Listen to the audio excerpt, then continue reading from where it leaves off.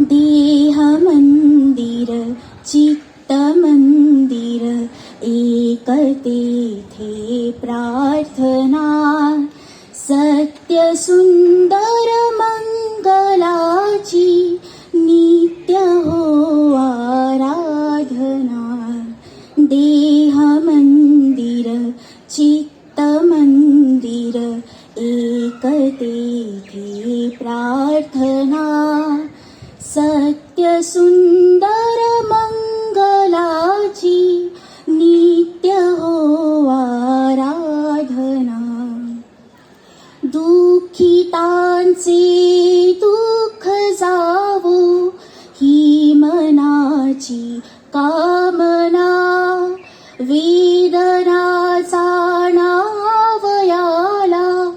जागवू संवेदना दुर्बलांच्या रक्षणाला पौरुषाची साधना सत्य सुंदर मंगलाची नित्य हो आराधना जीवनी नवतेज राहो अंतरंगी भावना सुंदराचा वेद लागो मानवाच्या जीवना शौर्य लागो धैर्य लाभो सत्यता संशोधना सत्य सुंदर मंगलाची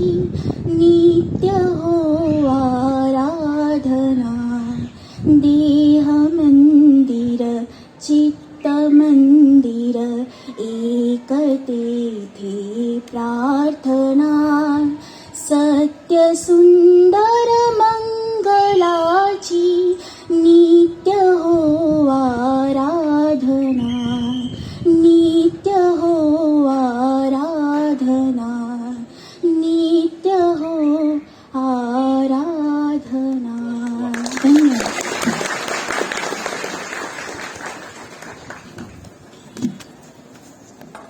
मित्रांनो, कोणताही उपक्रम यशस्वी होण्यामागे अनेक व्यक्तींचा सहभाग असतो. आपल्या महाविद्यालयातील शिक्षकेतर कर्मचाऱ्यांनी मागच्या काही दिवसांपासून या उपक्रमासाठी आपल्याला खूप मोलाची अशी मदत केलेली आहे.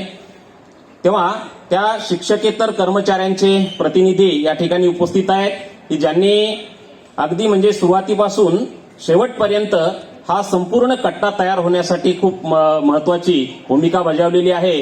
ते महाविद्यालयाचे प्रबंधक माननीय दिलीप वर्तक यांचं स्वागत करण्याची विनंती मी आजच्या कार्यक्रमाचे अध्यक्ष माननीय बबनसेठ नाईक यांना विनंती करतो. पुष्प देऊन त्यांचं स्वागत करावं. सर्वात महत्वाची बाब म्हणजे आपल्या आजूबाजूला आपण जी वारली पेंटिंग पाहत आहोत, ही वारली पेंटिंग काढणारा आपल्या महाविद्यालयाचाच विद्यार्थी आहे. म्हणजे 2016 मध्ये हा विद्यार्थी आपल्या महाविद्यालयातून पासआउट झालेला आहे. ही संपूर्ण कला या ठिकाणी त्याने त्याच्या मित्राच्या सोबतीने काढलेली आहे. तेव्हा तो आपला विद्यार्थी राजेश गरेल याला मी अशी विनंती करतो की त्यांनी सत्कार स्वीकारायचा आहे. त्याचा मित्र गणेश, दोघेही एक चांगले कलावंत आहेत. कोणताही कार्यक्रम आयोजित करण्यामागे एक भूमिका असते. ती भूमिका निश्चित करण्यासाठी मी या ठिकाणी विनंती करतोय या साहित्य कट्ट्याचे समन्वयक मराठी विभाग प्रमुख डॉक्टर शत्रुघ्न फड सर. नमस्कार.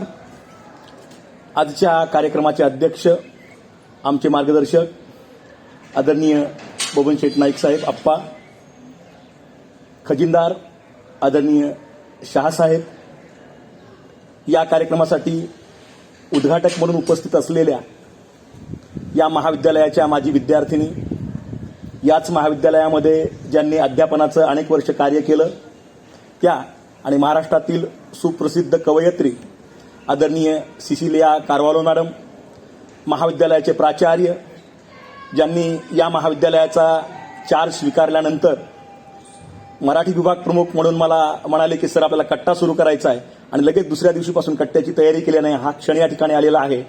त्याचं सगळं श्रेय खरं म्हणजे सुरुवात जी आहे ती सरांनी केलेली आहे. आदरणीय डॉक्टर अरविंद उबाळे सर, महाविद्यालयाचे उपप्राचार्य शेळके सर, महाविद्यालयाच्या उपप्राचार्या जानकी सावगाव मॅडम, भाषा विषयाचे या ठिकाणी बसलेले सर्व विभाग प्रमुख, माझ्या महाविद्यालयातले गुरुतुल्य शिक्षक, माझ्या विभागातले सर्व मित्र आणि या ठिकाणी कार्यक्रमासाठी उपस्थित असलेल्या बंधू आणि भगिनींनो, खरं म्हणजे आजचा क्षण फार महत्वाचा आहे.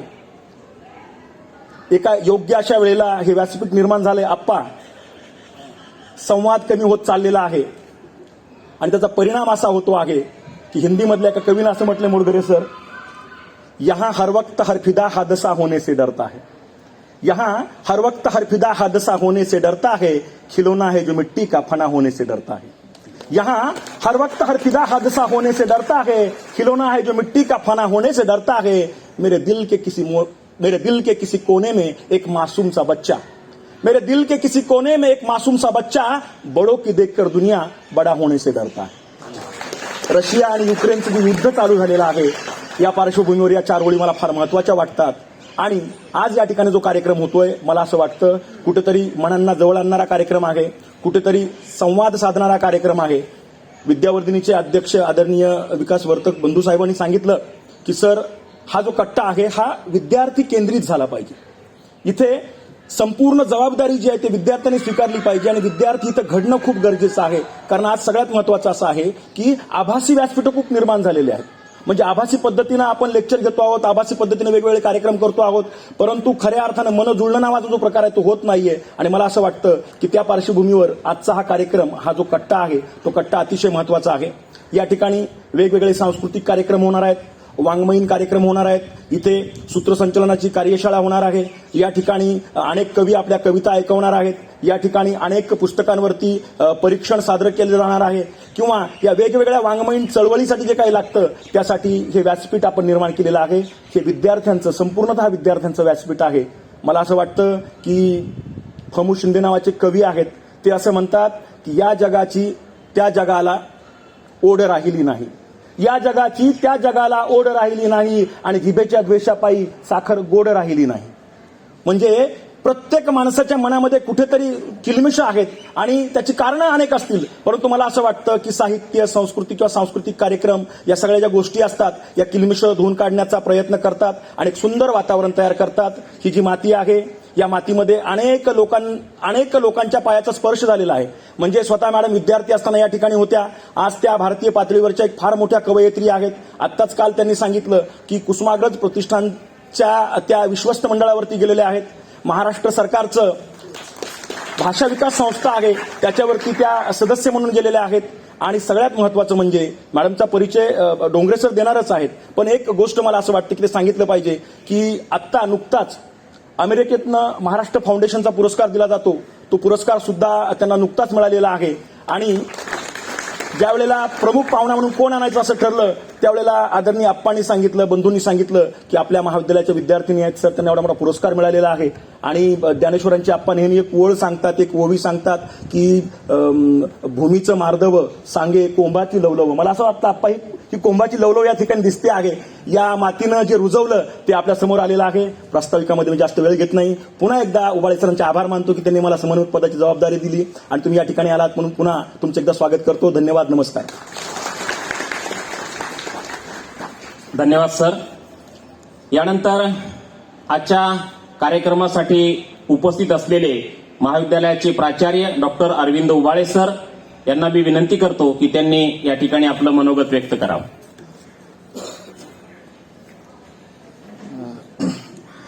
आजच्या उद्घाटन सोहळ्याचे, आवाज येतो ना माझा असं, आजच्या उद्घाटन सोहळ्याचे अध्यक्ष बबन शेठ नाईक, प्रमुख पाहुण्या आणि सत्कार मूर्ती,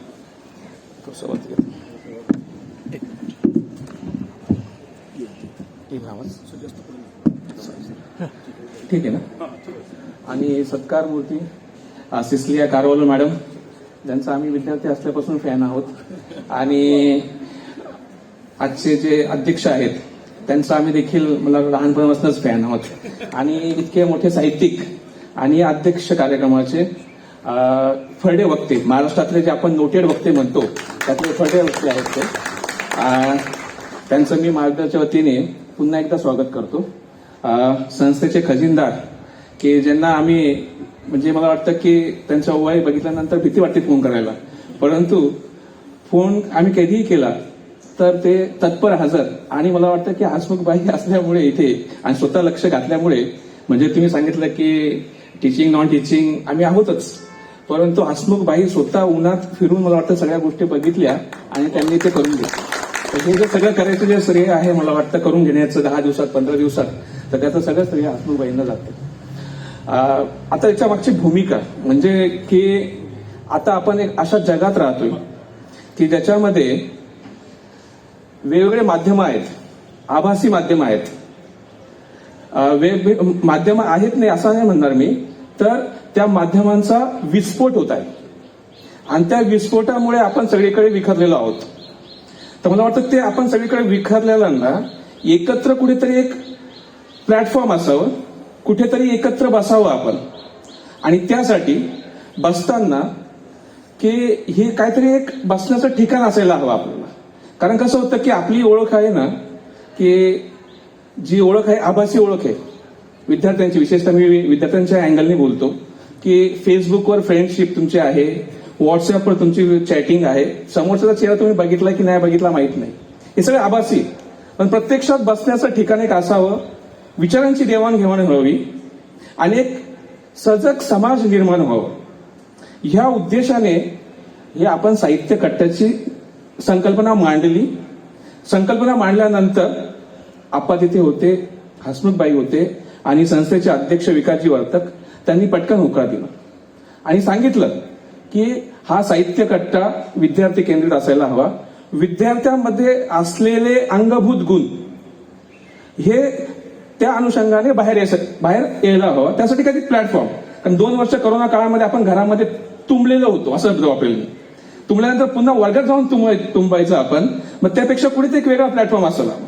हा प्लॅटफॉर्म जेव्हा मी बोलतो की साहित्य कट्टा म्हणजे फक्त इंग्लिश, हिंदी किंवा मराठी असं नाहीच आहे. तर मला उद्या असं वाटतं की पॉलिटिकल सायन्स, तर त्याच्यामध्ये नेतृत्व गुण विकसित व्हायचे की लिडरशिप कशी असायला हवी. तर मला वाटतं त्यांनी एखादा क्लास जर इथे घेतला कट्ट्यावरती तर मला वाटतं खूप बरं वाटतं, विद्यार्थ्यांमध्ये गुण डेव्हलप होऊ शकतो.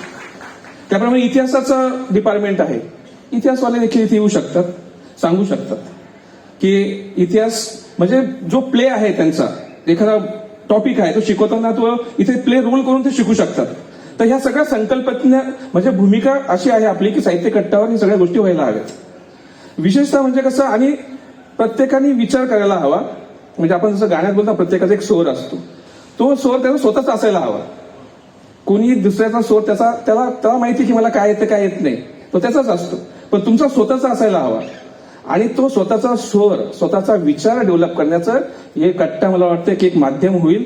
आणि फक्त कट्टा कसं की केला आपण, समन्वयक फळसर आहेत तर मी की कट्टा केला, उद्घाटन केलं आणि पुन्हा तो असाच पुढे साफसफाई न करता किंवा असं न करता पडलेला आहे, तर असं तुम्ही होऊन देणार नाहीत याची मला अपेक्षा आहे. आणि हा कट्टा सातत्याने सुरू राहील. या माध्यमातून मॅडम जशा आपल्या विद्यार्थिनी आहेत त्यांना महाराष्ट्रातल्या किंवा भारतातल्या त्या प्रसिद्ध साहित्यिका आहेत, तसेच देखील साहित्यिक आपल्या ह्या कट्ट्याच्या माध्यमातून घडतील. आणि मला वाटतं की वसईची परंपराच आहेत की मला नेहमी असं वाटतं, म्हणजे आपण ना स्तुती मी आता कार्यक्रम किंवा मी प्रिन्सिपलशिप मला दिली म्हणून करत नाही, मी स्पष्टच बोलतो की त्यांच्यासारखे जे वक्ते आहेत मला वाटतं की ते देखील आपल्या महाविद्यालयातले घडावेत. या सगळ्यांची अपेक्षा मी करतो आणि मी माझी भूमिका संपवतो. धन्यवाद. धन्यवाद सर. खरं तर आपल्या या साहित्य कट्ट्याला निसर्गाने भरभरून दिलेला आहे, त्यामुळे हा नक्कीच या ठिकाणी थांबणार नाही, याचा विकास होत राहील आणि हे रोपटं एक दिवस वटवृक्षामध्ये रूपांतरित होईल अशी या ठिकाणी अपेक्षा व्यक्त करतो मी. आणि आजच्या कार्यक्रमासाठी ज्या प्रमुख पाहुण्या, प्रमुख उद्घाटक म्हणून उपस्थित आहेत त्या डॉक्टर शिशिलिया कारवालो मॅडम यांचा परिचय करून देण्याची विनंती मी इंग्रजी विभागातील प्राध्यापक डॉक्टर श्रीराम डोंगरे सरांना विनंती करतो, त्यांनी परिचय करून द्यावा.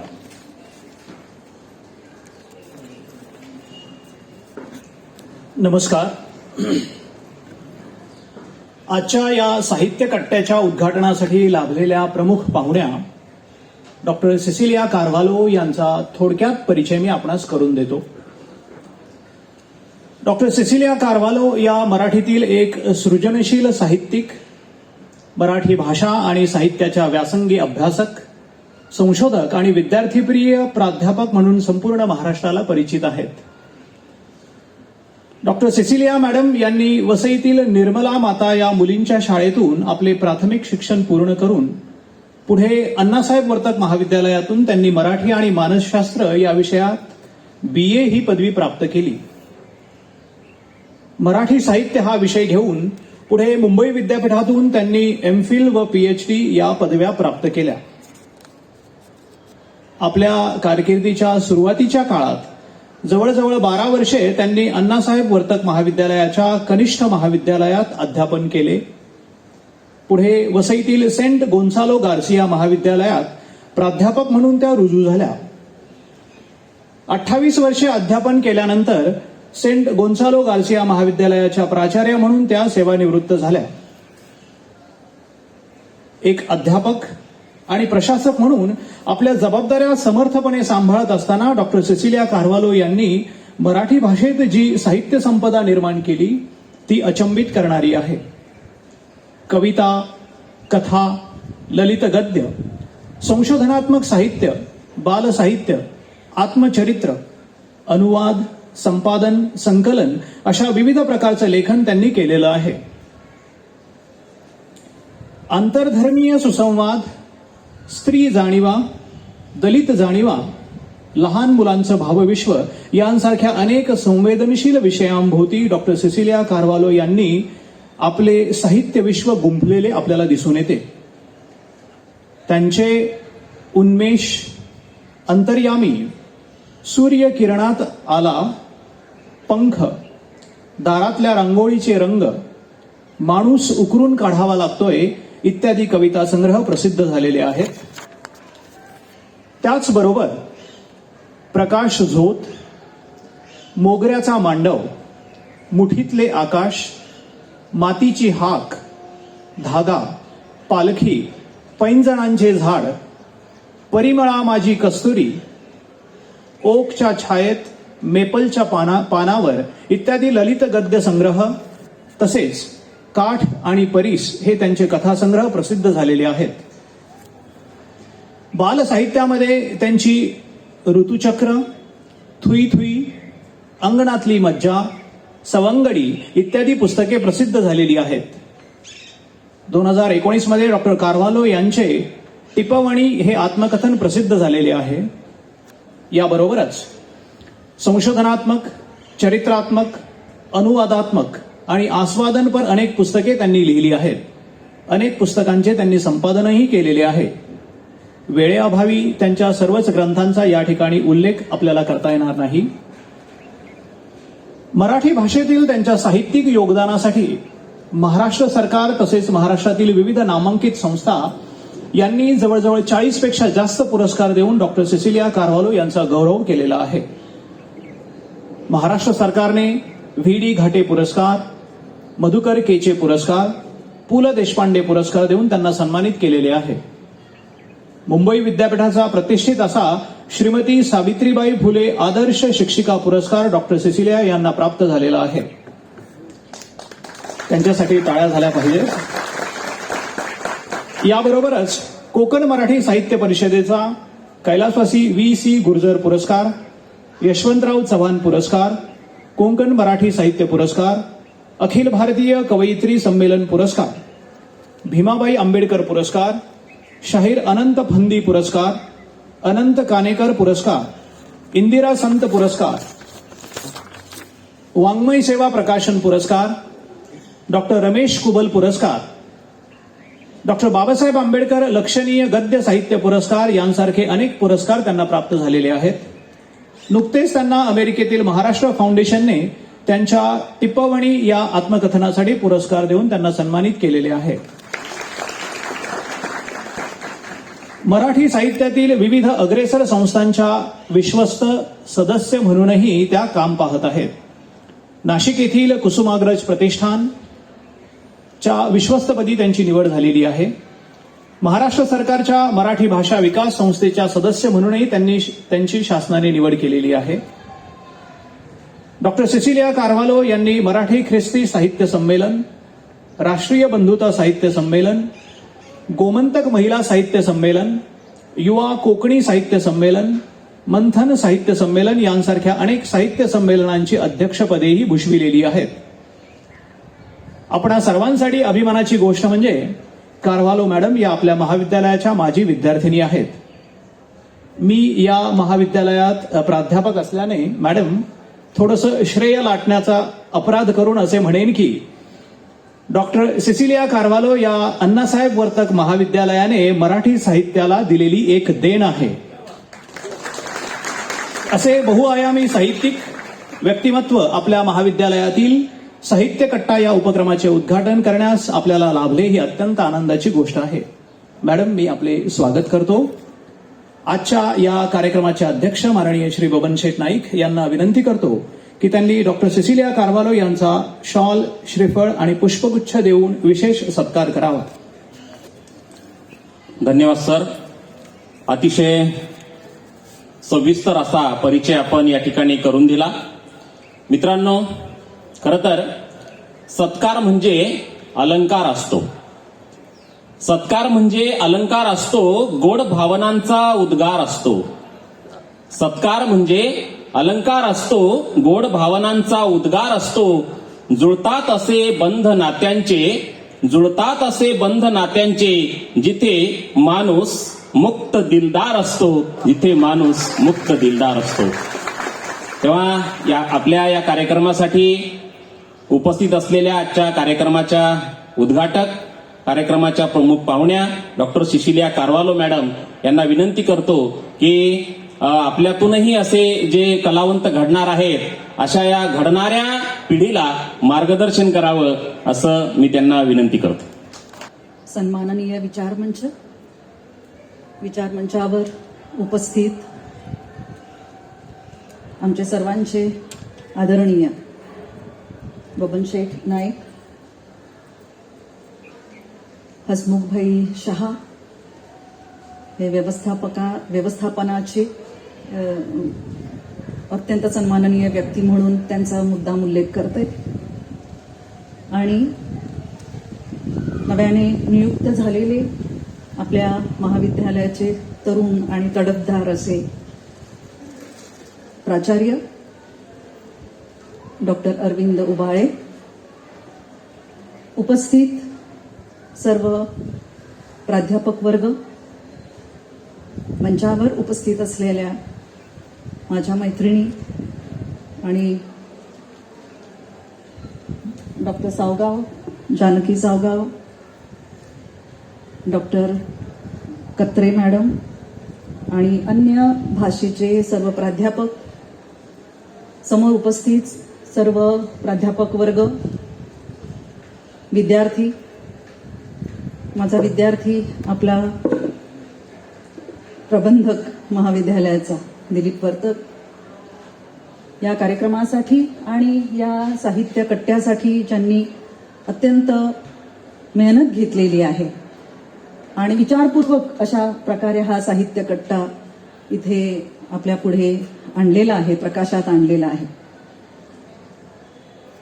आणि मराठी विभाग प्रमुख डॉक्टर शत्रुघ्न फड, मराठी विभागातील सर्व प्राध्यापक, आमचे सर्व मित्र आहेत, त्यामुळे सर्वांची नावं घेतली नाही तरी सुद्धा काही हरकत नाही असं मला वाटतं. सर्वप्रथम मी या साहित्य कट्ट्याचं उद्घाटन झालं असं जाहीर करतो. निसर्गाच्या सहवासातला महाविद्यालयीन पातळीवरचा किंवा विद्यापीठीय पातळीवरचा मला वाटते हा पहिलाच साहित्य कट्टा असावा आणि तो दिवसेंदिवस धट्टा कट्टा व्हावा अशी शुभेच्छा व्यक्त करते. सुगंधी कट्टा नावाचं एक नाटकच आहे मला वाटते आणि त्याप्रमाणे याचा सुगंध, साहित्याचा सुगंध आणि विद्यार्थ्यांच्या मधील कलागुणांचा सुगंध सर्वत्र पसरत राहावा याच्यासाठी आणि हा साहित्य कट्टा धट्टाकट्टा करणं हे सर्वस्वी तुमच्यावर अवलंबून आहे. प्राध्यापक आणि सर्व प्राचार्य इतर सर्व तुम्हाला प्रोत्साहन देतील, परंतु प्रयत्न तर तुम्हालाच करायचे आहेत, कारण आपल्यामध्ये सुप्त गुण आहेत किंवा काय याचा शोध आपल्याला घ्यायचा आहे. मग ते कलेच्या बाबतीतील असेल, कारण इथे चित्रकला आहे, वारली चित्रकला जगप्रसिद्ध आहे. मी त्या दोन्ही कलावंतांचं सुद्धा मी मनापासून अभिनंदन करते. आणि निसर्गाच्या सहवासामध्ये आज आपण सरांनी फार छान पार्श्वभूमी दिलेली आहे की आता आपण फक्त एकमेकांच्या संपर्कामध्ये होतो, परंतु आता आपल्यामध्ये संवाद घडत आहे आणि संवाद घडवणारा हा साहित्य कट्टा आहे, हा विचारमंच आहे, हे व्यासपीठ आहे आणि त्याचा पुरेपूर अशा प्रकारचा उपयोग आपण केला पाहिजे. कारण गेल्या 2 वर्षामध्ये आपण आपल्या स्वतःला जे बंद करून घेतलं होतं, आता आपल्या मनाची कवाडं उघडण्याचा एक छान अशा प्रकारचं व्यासपीठ आपल्याला इथे लाभलेलं आहे आणि त्याचा आपण सर्व विद्यार्थ्यांनी, सर्व प्राध्यापकांनी सुद्धा वेगवेगळ्या प्रकारचे कार्यक्रम आयोजित करून त्याचा उपयोग करणं ही जबाबदारी सर्वस्वी आपल्यावर आहे. त्याच्यासाठी मी सर्वांना शुभेच्छा देते. इथे माझा सत्कार करण्यात आला. मला या महाविद्यालयाची विद्यार्थिनी म्हणून खूप अभिमान आहे. तो वेळोवेळी मी प्रकट केलेलाच आहे. परंतु आज मला ज्या रीतीने इथे बोलवलेलं आहे, ज्यासाठी मला बोलवलेलं आहे, त्याचं मला विशेष कौतुक वाटतं. मी मुद्दाम सांगते तुम्हाला की जेव्हा आम्ही महाविद्यालयामध्ये होतो तर मला वाटते की 1977 साली मी BA ला असताना वर्तकाईट जे निघायचं आपल्या महाविद्यालयाचं मुखपत्र आहे, आपलं स्मरणिका आहे आणि वार्षिक आहे. तर त्याच्यामध्ये त्यावेळेला डॉक्टर प्रभाकर पाटील सर जे होते त्यांनी मला एक लेख लिहायला सांगितला. तो माझा पहिला लेख सर्वात.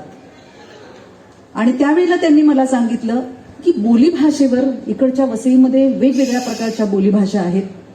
त्यावेळेला आम्ही जी बोली बोलत होतो ती मराठीच बोली होती, परंतु आम्हाला ती बोली बोलायला संकोच वाटत होता. पण त्यावेळेला आम्हाला सरांनी सांगितलं, एकनाथ घाग आणि प्रभाकर पाटील, की इकडच्या बोलींचा अभ्यास तुम्ही करा. तुमची बोली बोलायला तुम्हाला, मातृभाषा मायबोली बोलायला कसला तुम्हाला संकोच वाटतोय, कसली तुम्हाला लाज वाटते. तर तू बोलीभाषेवर लेख लिही की एक प्रमाण मराठीतला एक उतारा घेऊन तो वसईतल्या 4 बोलीभाषांमध्ये अनुवादित कर, भाषांतरित कर. आणि मी तो पहिला लेख लिहिला होता. आज बघा 1977 आणि आज 2022 साल, ज्या वर्षी मला महाराष्ट्र फाउंडेशनचा अमेरिकेतल्या जो पुरस्कार देण्यात आलेला आहे, त्यांनी एक महत्वाचा मुद्दा त्याच्यामध्ये घातलेला आहे. तो म्हणजे बोलीभाषा वेगवेगळ्या पद्धतीने वाकवलेली आहे याच्यामध्ये.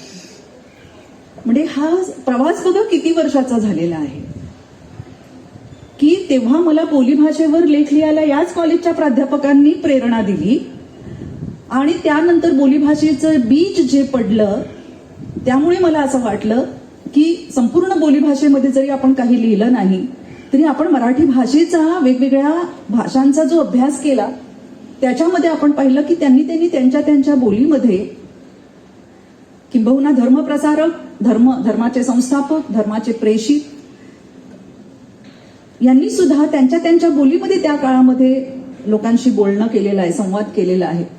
आणि त्या बोलीमध्ये थोडा त्याचा संदर्भ घेऊन मी इथे लिहिलं आणि त्या पुस्तकाला माझा पुरस्कार मिळाला. तेव्हा मला असं वाटते की हे वर्तुळ पूर्ण होण्यासाठी इतका कालावधी लागला, परंतु आपल्या भाषेविषयीचं प्रेम जे आहे की ते बीज जे पडलं होतं आणि सरांनी आता म्हटलं की जसा त्याचा वटवृक्ष झाला पाहिजे एक छोट्याशा बीजाचा, त्याचा वटवृक्ष आज आत्मकथनामध्ये माझा झाला. कॉलेजच्या विषयीची कृतज्ञताही मी त्यामध्ये व्यक्त केलेली आहे. म्हणून व्यवस्थापनाला मुद्दाम मी हे सरांना सांगितलं की तुम्ही तुमच्या व्यवस्थापकांना द्या,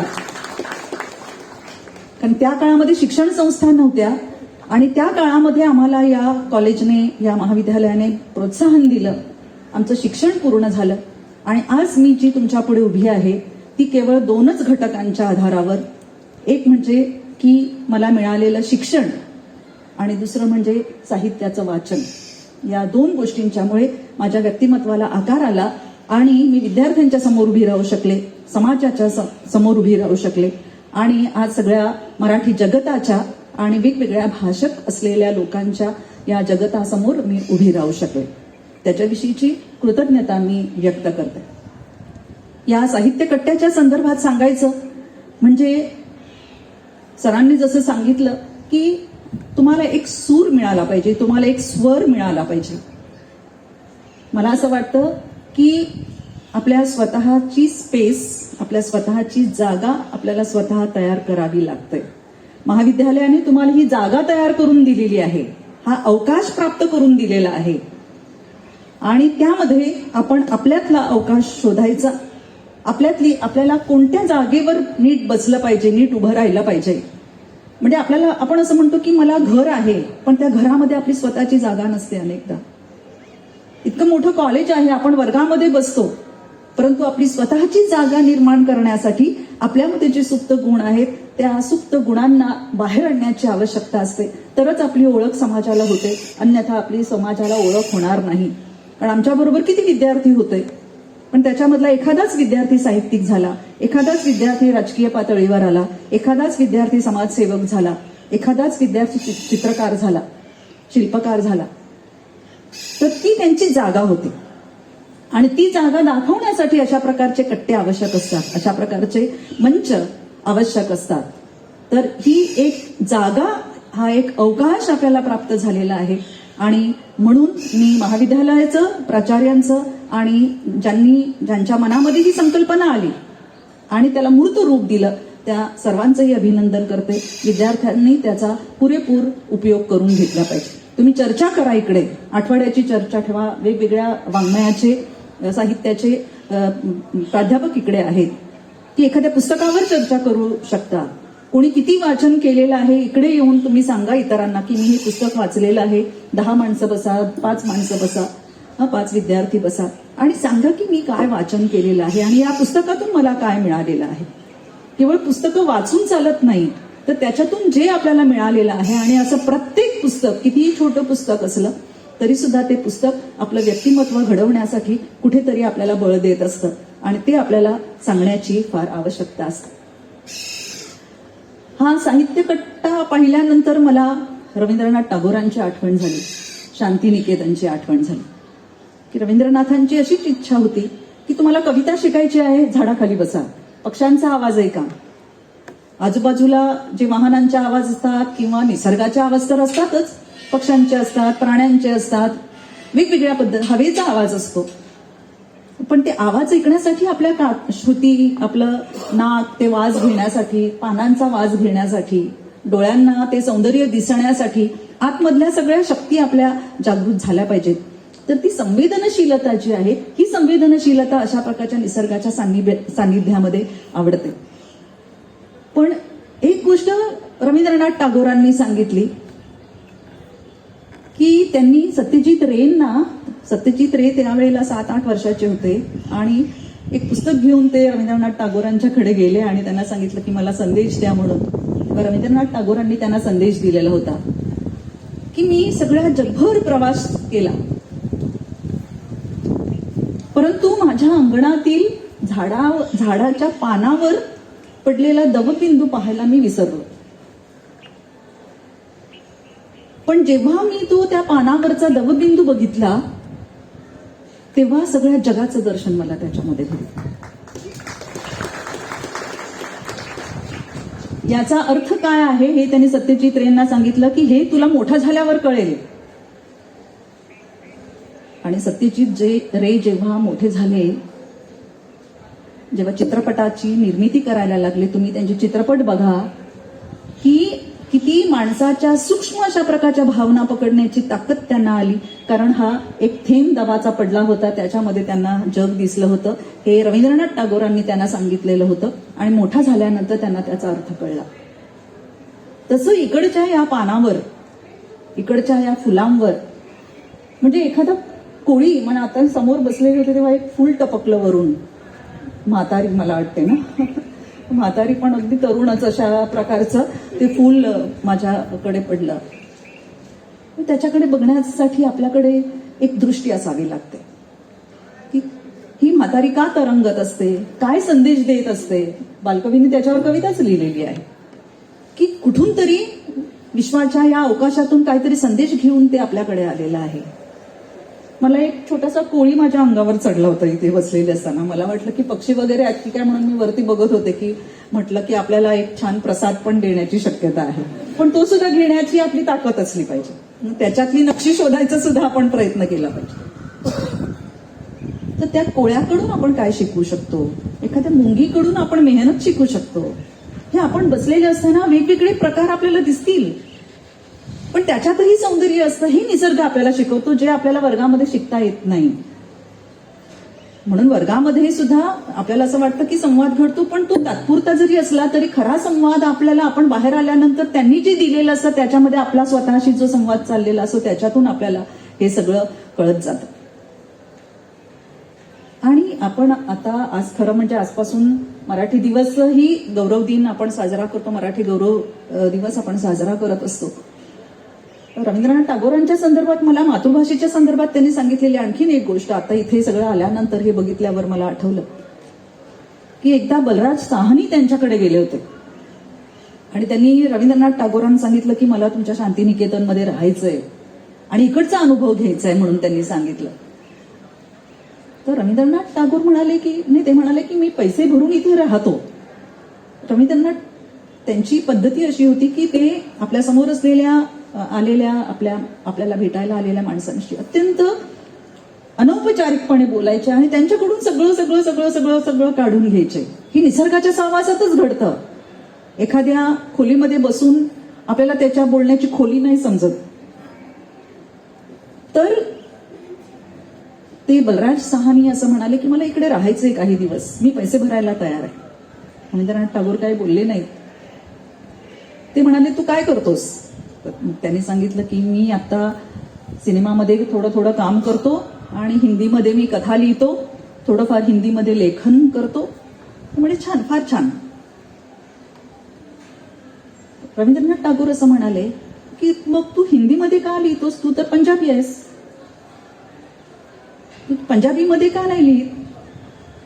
तर बलराज साहनी म्हणाले की पंजाबी भाषा फक्त पंजाबमध्येच कळणार, बाहेर कळणार नाही. हिंदी भाषेत लिहिलं तर सर्व जगामध्ये कळेल, सर्वांना कळेल, भारतातल्या सगळ्या लोकांना कळेल, कोणालाही कळेल. तर रवींद्रनाथ टागोर म्हणाले की मी तर बंगालीमध्येच लिहितो आणि तरी सुद्धा सगळ्या जगातले लोक वाचतात. ज्याला वाचायचंय तो त्याचा अनुवाद करेल, कोणाला तरी विचारेल की या माणसाने हे लिहिलेलं आहे, हे काय आहे. तर एकदम बलराज साहनींना एकदम असं धक्का बसला की म्हणजे इतका मोठा माणूस असं म्हणतो आणि बोलीभाषेमध्ये लिहितो म्हणजे काय. तर त्यांनी सांगितलं की आपण जेव्हा दुसऱ्यांच्या भाषेमध्ये लिहितो त्यावेळेला आपल्या समाजातल्या लोकांनाही ते कळत नाही आणि बाहेरच्या लोकांनाही ते कळत नाही तसं पाहिलं तर. पण जेव्हा आपण आपल्या मायबोलीमध्ये लिहितो तेव्हा आपल्या समाजातल्या, आपल्या घरातल्या, आपल्या लोकांना आधी कळलं पाहिजे की आपण काय लिहितो आहोत. आपल्या समाजाचं लोकांना दर्शन घडलं पाहिजे. साहित्य ह्या वेगवेगळ्या प्रकारचं वास्तव समाजामध्ये घडणारं, आपल्या स्वतःमध्ये घडणारं आणि ज्याच्याकडे शब्दांची ताकद आहे, ज्याच्याकडे बोलण्याची ताकद आहे, त्याच्या हातामध्ये ते शब्द पडल्यानंतर तो ती लोकांसमोर आणण्याचा प्रयत्न करतो. सगळ्या जणांना ती ताकद, सगळ्या जणांच्याकडे ती शक्ती कदाचित नसते, किंबहुना सगळ्याकडे ते धैर्य देखील नसतं. परंतु असं धैर्य आपल्याकडे असायला पाहिजे की आधी मी जे काही लिहितो ते माझ्या समाजातल्या लोकांना कळलं पाहिजे आणि सर्वात महत्वाचं म्हणजे मला कळलं पाहिजे की मी काय लिहितोय ते. म्हणजे आपण जेव्हा संत ज्ञानेश्वरांचा इथे उल्लेख झालेला आहे, संत ज्ञानेश्वरांनी वेगवेगळ्या पद्धतीने लोकांशी संवाद साधलेला आहे. ज्ञानेश्वरीमध्ये त्यांनी श्रोत्यांशी संवाद साधला. चांगदेव 65 मध्ये त्यांनी समूहाशी संवाद साधला आणि अमृत अनुभवामध्ये त्यांनी स्वतःशी संवाद साधला. या संवाद साधण्याच्या वेगवेगळ्या पद्धती आहेत साहित्यातून. सगळ्या प्रकारचं साहित्य तुम्ही बघा की आधी स्वतःशी संवाद साधल्याशिवाय मला जे व्यक्त करायचंय ते आधी मला तरी कळलं पाहिजे. दलित साहित्यातून जे वास्तव आलं ते इतकं भयानक होतं, आपण कल्पना सुद्धा केलेली नव्हती. पण ते केव्हा कळलं की त्यांनी त्यांच्या बोलीमध्ये लिहिलं, त्यांनी मराठीमध्ये प्रमाण मराठीमध्ये लिहिलं. पण आपल्यापर्यंत जेव्हा आलं, म्हणजे मला अजूनही आठवतं की लक्ष्मण गायकवाड, मला वाटतं त्यांचं उचल्या हे जे आहे त्यांच्या प्रकाशनासाठी मी गेले होते आणि त्यांनी असं म्हटलं की त्यांची भाषा अनेकांना कळत नव्हती, तर कोणीतरी विचारलं वाटतं त्यांना की तुम्ही आता काय लिहिले ते तुमच्या बोलीमध्ये लिहिले, आम्हाला काही कळत नाही. तर लक्ष्मण गायकवाड असं म्हणाले, म्हणजे हे मी स्वतः ऐकलेलं, ते मुंबई मराठी ग्रंथसंग्रहालयात त्यांचं भाषण झालं होतं त्यावेळेला ते बोलले होते की आतापर्यंत आम्ही तुमच्या भाषेमध्ये शिकलो, प्रमाण मराठीत शिकलो, आता तुम्ही आमची भाषा शिका. परवाच्या दिवशी मला वाटते मी एक फार छान लेख लोकसत्तामध्ये वाचला की कोरकू भाषेच्या संदर्भातला तो लेख होता की त्याच्यामध्ये त्यांनी इतकं सुंदर लिहिले, केदार म्हणून एक लेखक त्यांनी लिहिलेला आहे की ते म्हणाले की आम्ही विद्यार्थ्यांना शाळेमध्ये शिकवत होतो तर प्रमाण मराठीत शिकवत होतो आणि विद्यार्थ्यांना काहीच कळत नव्हतं. तर मग आपण एवढा सगळं अभ्यासक्रम आयोजित केलेला आहे आणि तो आपण शिकवतोय मुलांना, पण समोरच्या कोणाच मुलांना कळत नाही. तर त्यांना कळत नसेल तर त्यांच्या भाषेत शिकवलं पाहिजे. म्हणून मग ते कोरकू भाषा बोलायला शिकले, कोरकू भाषा लिहायला शिकले आणि त्यांनी अभ्यासक्रम तयार केला कोरकू भाषेमध्ये आणि मग ते विद्यार्थ्यांशी बोलले. हे सर्वात महत्वाचं आहे. बोलीभाषेचं हे वैशिष्ट्य आहे. आणि सामान्यातील अतिसामान्य अशा लोकांशी आपल्याला संवाद साधता आला पाहिजे. जेव्हा आपण निसर्गाच्या सहवासात असतो ना, माणूस हा निसर्गप्रिय प्राणी आहे आणि निसर्गाच्या सहवासात असतो तेव्हाचा अनौपचारिकपणा येतो की त्यांची भाषा आपल्याला शिकायला पाहिजे, त्यांच्या भाषेमध्ये आपल्याला बोलता आलं पाहिजे. तर मग एकदा बोलीभाषेच्या संदर्भात मी त्यांना सांगितलं की गौतम बुद्ध कोणत्या भाषेत बोलले असतील? प्राकृत पाली भाषेतच बोलले असतील ना त्या काळामध्ये, ज्या काळामध्ये संस्कृतचं प्रस्थ होतं त्या काळामध्ये प्राकृत भाषेमध्ये बोलले. श्रीरामाने सुद्धा त्यांच्या अवधी भाषेमध्ये लोकांशी संवाद केला असेल. श्रीकृष्णाने याज्ञसेनी भाषेमध्ये संवाद केला असेल. येशू ख्रिस्ताने अरेमिक नावाची त्याची ग्रीक किंवा हिब्रू भाषेत नाही ते बोलले, अरेमिक नावाची भाषा होती त्याच्यामध्ये बोललेले आहेत. आणि महम्मद पैगंबर हे अरेबिक मध्ये बोललेले आहेत, त्यांच्या बोलीमध्ये बोललेले आहेत. पण आता त्यांच्या बोलीत बोललेलं तत्वज्ञान आज आपल्यापर्यंत आलं की नाही? त्यांना अनुवाद करावा लागला, त्यांना भाषांतर करावं लागलं. त्यामुळे हे अतिशय महत्वाचं आहे की लोकांशी संवाद साधणं महत्वाचं आहे. आणि संवाद साधण्यासाठी त्या काळामध्ये या लोकांनी सुद्धा निसर्गाचाच आधार घेतला होता. आणि आज आपण सुद्धा निसर्गाच्या झाडाखालीच त्यांनी प्रवचनं केलेली आहेत. आणि म्हणून झाडांना किती महत्व प्राप्त झालेलं आहे. पिंपळाचं झाड असेल किंवा वडाचं झाड असेल किंवा अन्य अशा प्रकारची झाडं असतील, ती झाडं आपल्याला खूप शिकवतात की एका जागी आपण मुळं आपली रुतलेली असतील तर कसं भरारलं पाहिजे हे झाडं आपल्याला शिकवतात. आणि म्हणून मला असं वाटतं की हे संपूर्ण अशा प्रकारचा हा कट्टा इथे, म्हणजे आम्हाला असा कट्टा अनुभवायला मिळाला नाही कुठे. आम्ही असताना सुद्धा, आम्ही प्रिन्सिपल झाल्यानंतर सुद्धा एकदा वर्गामध्ये वीज गेलेली होती. त्यावेळेला मी विद्यार्थ्यांना सांगितलं की चला आपण झाडाखाली जाऊन बसूया, खूप जागा आहे तिकडे. तर 2-4 विद्यार्थीच यायला तयार झाले, बाकीचे विद्यार्थी, कारण आपल्याला आपल्या कोशामधून बाहेर पडायला फार कठीण होतं. आपल्याला आरामदायी अशा प्रकारचं कुठेतरी बसायला पाहिजे, झोपायला पाहिजे, बसल्या बसल्या डुलक्या द्यायला पाहिजेत. निसर्ग आपल्याला ते शिकवत नाही. तुम्ही निसर्गाच्या सहवासात असले ना तर मनन करू शकाल तुम्ही, परंतु किंवा ध्यानधारणा करू शकाल किंवा निसर्गाशी एकरूप होऊ शकाल, एकाग्र होऊ शकाल, पण कधीच झोपू शकणार नाही. जो थकलेला असेल तरच तो झाडाखाली येऊन झोपेल, पण तो सुद्धा त्याचा निसर्गाशी एक प्रकारे संवाद आणि नैसर्गिक अशा प्रकारची झोप असते विशेष, म्हणजे त्याच्यातही त्याचा संवाद चाललेला असेल. हे अतिशय महत्वाचं आहे. त्यामुळे आपणा सर्वांसाठी एक अत्यंत सुंदर अशा प्रकारचा निसर्गाच्या सहवासातला आणि निसर्ग तुमच्यावर चवऱ्या ढाळेल अशा प्रकारचा हा एक कट्टा करण्याची कल्पना प्राचार्यांच्या डोक्यामध्ये आली. व्यवस्थापनाने आपल्याला खूप सहकार्य केलं. सर्व प्राध्यापक अत्यंत तुमचे सहकारी, यांच्या सगळ्यांच्या सहकार्यामुळे हा आजचा साहित्य कट्टा इथे सिद्ध झालेला आहे आणि तुम्हाला व्यक्त करण्याचं, अभिव्यक्त करण्याचं एक साधन मिळालेलं आहे. मला वाटतं की इकडे गणेश देवी आले होते ना, त्यावेळेला आपण एक कार्यक्रम, हो, त्या राष्ट्रीय सत्रासाठी जेव्हा ते उपस्थित होते त्यावेळेला त्यांनी एक अतिशय सुंदर गोष्ट सांगितली, तुम्हाला आठवत असेल कदाचित. गोष्ट म्हणजे एक विचार सांगितला होता की ते असं म्हणाले होते, ते मला आठवलं आता इथे कारण मी त्या कार्यक्रमासाठी होते. ते असं म्हणाले की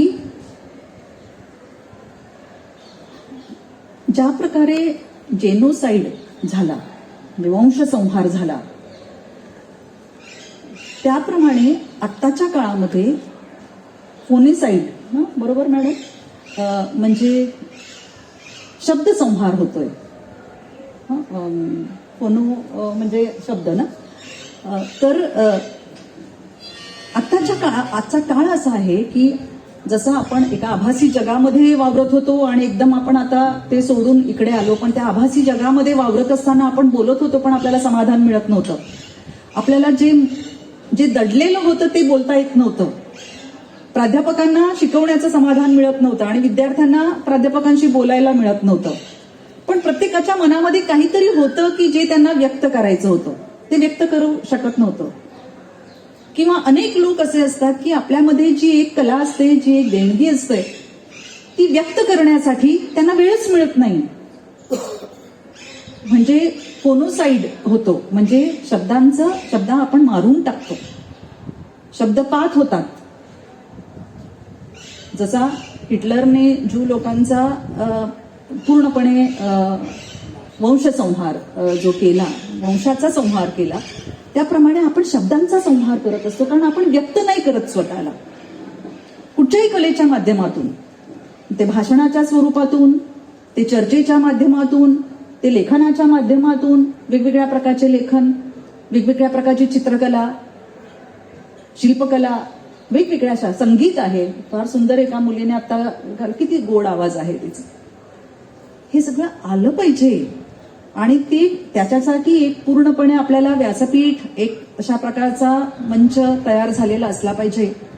असा मंच इथे मिळालेला आहे आणि त्या शब्दांना तुम्ही जन्म द्या, तुमच्या कलेला जन्म द्या आणि त्याला तिकडच्या तिकडे मनातल्या मनात मारून टाकू नका. हा संदेश जो निसर्गाने आपल्याला दिलेला आहे, तो निसर्गाने दिलेला संदेश आपण आचरणात आणावा म्हणून मी शुभेच्छा देते आणि थांबते. धन्यवाद. धन्यवाद मॅडम. अतिशय अनमोल असं मार्गदर्शन आमच्या विद्यार्थ्यांना तुम्ही केलेलं आहे, त्याबद्दल तुमचे मनपूर्वक आभार या ठिकाणी. खरं तर शब्दांचं दान तुम्ही दिलेलं आहे आणि शब्दांचे दान असे दान असते, शब्दांचे दान असे दान असते जिथे माणुसकीचे हिरवे रान असते. जो पेरितो शब्द त्या शिवारी, त्यालाच खरे समाजभान असते, त्यालाच खरे समाजभान असते. यानंतर आपल्या महाविद्यालयातील मराठी विभागातर्फे वेगवेगळ्या स्पर्धा घेण्यात आल्या होत्या. त्या स्पर्धांमध्ये ज्या विद्यार्थ्यांना क्रमांक मिळालेले आहेत त्या विद्यार्थ्यांचा प्रमाणपत्र देऊन आपण सन्मान करणार आहोत आणि त्यानंतर मग अध्यक्षीय समारोप होईल. तर मी सुरुवातीला या ठिकाणी त्या विद्यार्थ्यांना विनंती करतो ज्यांनी निबंध लेखन स्पर्धेमध्ये क्रमांक मिळवलेले आहेत. सुरुवातीला उत्तेजनार्थ पारितोषिके मिळालेले विद्यार्थ्यांनी यायचं आहे. अक्षदा तानाजी भोसले, रुचिता नंदकुमार जंगम, मृणाल विजयकुमार वेशी, प्रीती प्रभाकर पाटील, मेघना नंदकुमार रामानी, ईशा संजय जायस्वाल आणि मानसी शांताराम राऊत. यानंतर तृतीय क्रमांक मिळवलेला आहे मनाली राजू निसाळ. द्वितीय क्रमांक आहे हसीना मोहम्मद हुसेन आणि प्रथम क्रमांक आहे श्रुती सुहास सावंत. सर्व विद्यार्थ्यांचं टाळ्यांच्या गजरामध्ये आपण स्वागत करूया, अभिनंदन करूया. यानंतर विद्यार्थ्यांनी स्वतः कविता लेखन केलं होतं, स्वकविता लेखन स्पर्धा. त्यामध्ये उत्तेजनार्थ क्रमांक मिळालेले आहेत प्रीती प्रभाकर पाटील, भाविका राऊत, साक्षी प्रफुल्ल राऊत. उत्तेजनार्थ मिळालेला आहे मनाली राजू निसाळ. तृतीय क्रमांक मिळालेली विद्यार्थिनी आहे नेहा भगवान दळवी, कृपया लवकर यावं. दुसरा क्रमांक आहे ईशा संजय जायस्वाल आणि पहिला क्रमांक मिळालेला आहे हर्षिता गणेश खोचाडे. सर्वांचं टाळ्यांच्या गजरात स्वागत करूया. मित्रांनो, ह्या स्पर्धा मराठी भाषा पंधरवडा सप्ताह निमित्तानं आपण या ठिकाणी आयोजित केल्या होत्या. 4 स्पर्धांचं आयोजन केलं होतं, त्यापैकी ह्या 2 स्पर्धा झाल्या. यानंतर पुढील स्पर्धांची प्रमाणपत्र वितरण करण्याची विनंती मी कार्यक्रमाचे अध्यक्ष माननीय बबनशेठ नाईक यांना करतो. कथालेखन स्पर्धा उत्तेजनार्थ पारितोषिक आहेत स्वाती पोखरकर, रुचिता नंदकुमार जंगम या विद्यार्थिनींनी स्वतः कथा लेखन केलेलं आहे, एक प्रयत्न केलेला आहे, कविता लेखन, कथा लेखन. तिसरा क्रमांक आहे हर्षदा सुरेश हातकर. दुसरा क्रमांक आहे सायली अनिल पाटील आणि पहिला क्रमांक आहे ओमकार वासुदेव दाखिनकर. ओमकार वासुदेव दाखिनकर, सर्वांचं आपण पुनश्च एकदा टाळ्यांच्या गजरामध्ये अभिनंदन करूया. सुंदर अशा कथा या विद्यार्थ्यांनी लिहिल्या होत्या. आणि शेवटची स्पर्धा सुंदर हस्ताक्षर स्पर्धा. या स्पर्धेमध्ये ज्यांना क्रमांक मिळालेले आहेत त्यांना प्रमाणपत्र देण्याची विनंती मी आजच्या कार्यक्रमासाठी उपस्थित असलेले माननीय हसमुखभाई शहा यांना विनंती करतो, त्यांनी प्रमाणपत्र द्यावीत. उत्तेजनार्थ क्रमांक आहेत साक्षी धवडेकर, सलोनी कृष्णा लाड, शृणाली शैलेश देसाई आणि वैभवी श्रीकांत करवळ. तिसरा क्रमांक आहे विश्वकर्मा स्वाती सियाराम. दुसरा क्रमांक आहे रागिनी शिवप्रकाश सिंह आणि पहिला क्रमांक आहे दीप्ती संतोष कुडू. सुंदर हस्ताक्षर स्पर्धा. मित्रांनो, प्रचंड प्रतिसाद मिळाला होता, त्याच्यामधून हे क्रमांक काढणं खरंच खूप अवघड गेलं आम्हाला. आवटी सर आणि एकूणच मराठी विभागामध्ये जरा मी आयोजकांची अध्यक्षांची परवानगी घेऊन 2 मिनिटं बोलायचं. या स्पर्धांचं परीक्षण करताना डॉक्टर डाखोरे सर आणि मी दोघांनीही या स्पर्धांच्या ज्या वेगवेगळ्या एंट्रीज होत्या त्या खरं तर ऑनलाईन मोबाईलमध्येच आपल्याला ते आलेलं आणि ते तपासणं वगैरे तसं जरा जिकिरीचं काम होतं. आणि मुख्य म्हणजे मुलांचा खूप मोठा संवाद त्याच्यामधून झाला आमच्या बरोबर. कारण गद्य लेखन करणं म्हणजे निबंध आणि कथा या दोन्ही यांचा जो प्रतिसाद होता तो मला खूप आवडला. त्याच्यामध्ये असं लक्षात आलं की कोरोना काळामध्ये आपल्याला जे काही सहन करावं लागलं आपल्या सगळ्यांनाच, आणि त्याच्यामध्ये विद्यार्थ्यांना आपल्या अभिव्यक्तीचं असं एक माध्यम शब्दांच्या साहाय्याने आणि कथालेखन हे दोन्ही गद्य प्रकार हे विद्यार्थी हाताळतात ही खूप मोठी आणि कौतुकाची गोष्ट याच्यामध्ये वाटली. की कोरोना हा म्हणजे त्याच्यावरती तर निबंधाचे विषय होतेच की ऑनलाईन शिक्षण असावं की नसावं किंवा कोरोना काळाने मला काय दिलं, आणि त्याच्याशिवाय कोरोनावरती काही कथा सुद्धा विद्यार्थ्यांनी लिहिल्या आणि त्याच्यामध्ये नाविन्य होतं बरंचसं. त्याच्यामध्ये स्वतःच्या कल्पना थोडंसं एक आपलं ज्याला म्हणता येईल की थोडंसं अडखळत काही असेल, परंतु या वयामध्ये तुम्ही आज लिहायला सुरुवात केली, ज्या वयामध्ये बरेचसे मोठ्या मोठ्या साहित्यिकांनी फार उशिरा लिहायला सुरुवात केली असंही आहे बऱ्याचशा लोकांचं. तुम्ही या वयात लिहायला सुरुवात केली तर जे जसं म्हणतात की लहान मूल धडपडत चालायला शिकतं त्याचं जे कौतुक असतं ते कौतुक आहे. तुम्हाला कदाचित असं वाटेल की मी लिहिलेली त्या कथेमध्ये तसं काही फार नव्हतं, पण खरंच आहे. आम्हाला त्याचं कौतुक असं आहे की तुम्ही जे 4 शब्द लिहिलेत ते तुमचे स्वतःचे आहेत आणि त्यामुळे तुम्हाला प्रोत्साहनपर म्हणून आपण ही नाव सगळे क्रमांक काढलेले आहेत. तुम्ही अधिक पुढे जावं ही याच्यामधली इच्छा आहे. तर मी थोडंसं जरा हा संकेत मोडून माझ्यासाठी स्पेस नसतानाही 1-2 शब्द बोलायची संधी घेतली. तर सगळ्यांचे आभार आणि विद्यार्थ्यांना पुन्हा एकदा अभिनंदन. धन्यवाद. आपणा सर्वांना व्यक्त होण्यासाठीच या ठिकाणी साहित्य कथा हा उपक्रम आहे, त्यामुळे उलट चांगला संदेश तुम्ही या ठिकाणी दिलेला आहे की या बंदिस्त काळातून आपण थोडं बाहेर येऊन निसर्गाच्या सानिध्यामध्ये यावं, हा एक महत्वाचा उद्देश. यानंतर मित्रांनो, या कार्यक्रमाच्या अध्यक्षीय समारोपाकडे आपण जात आहोत. आजच्या कार्यक्रमाचे अध्यक्ष माननीय बबनशेठ नाईक यांनी या ठिकाणी अध्यक्षीय समारोप करावा.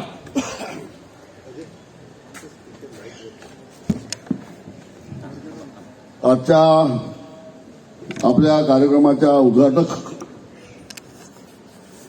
प्रमुख पाहुण्या म्हणणार नाही मी त्याला, डॉक्टर सिसिलिया कारवालो, आमचे सहकारी मित्र, आखा वसई तालुका ज्याला ओळखतो ते आमचे हसमुखभाई शहा, आपल्या संस्थेचे प्राचार्य, सगळ्याची नावं घेत बसलो तर मागावून बक्षीस मिळालेली मुलं घरी जायच्या तयारीत आहेत.